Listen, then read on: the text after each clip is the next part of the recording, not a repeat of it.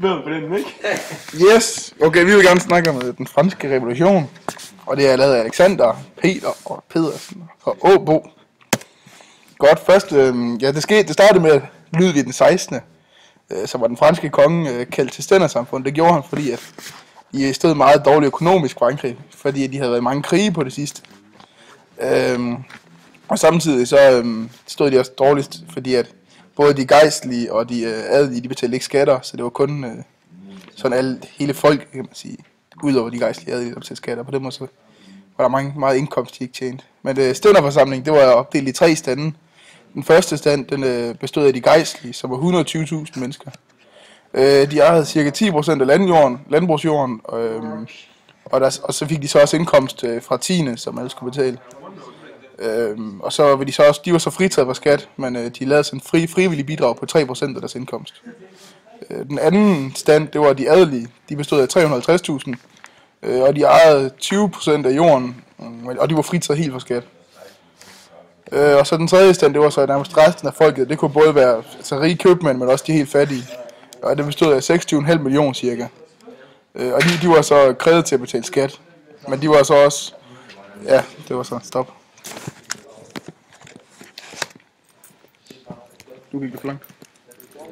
Ja, den forsamling, Peter, han sagde, at kongen havde indkaldt til, der ville tredje stand have, at der var en forsamling, der skulle bestemme, altså en forsamling, og ikke 3 forskellige forsamlinger. Og derfor erklærede de sig, at de ville lave en nationalforsamling. Men det ville tredje stand og anden stand ikke, fordi at det ikke var til fordel for... Og første og anden stand ville ikke, fordi at det ikke var til nytte for dem. Men de endte med at bøje under, fordi at de kun cirka var 500.000, og tredje stand bestod af cirka 27 millioner.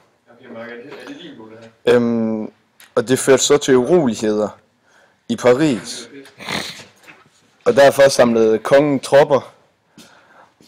Men da urolighederne de nåede sit højdepunkt, der havde befolkningen, der brød de ind i et militært arsenal, for at de kunne få våben, og så de så kunne bryde ind i Bastillen, som var et fængsel. Og det var så et symbol på kongens undertrykkelse af folket. Så stod Ludvig den 6. over for et valg. Enten kunne han gøre modstand og gå i krig mod befolkningen i Paris, eller skulle han anerkende nationalforsamlingen. Og han valgte så at anerkende nationalforsamlingen. Og den dag så siden blev kaldt Bastilledagen. Okay, og så til menneskerettighedserklæringen.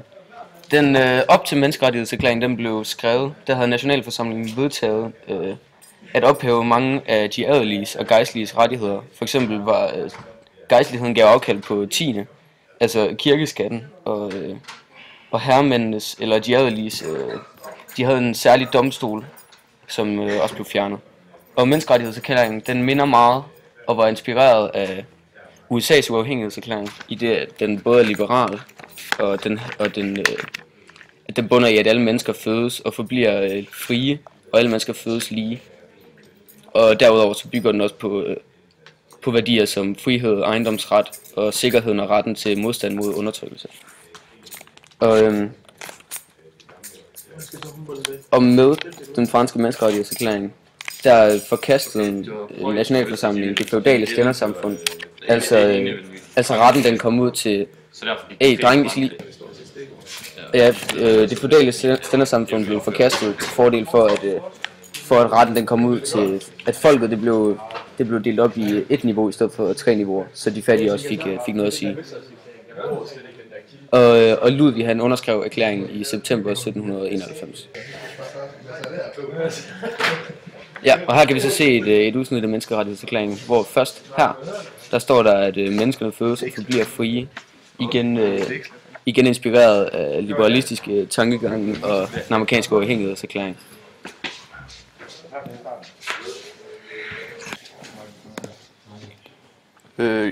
Frankrig kom i krig mod Østrig og Preussen, da Østrig og Preussen ønskede at gennemføre enevælden i Frankrig igen.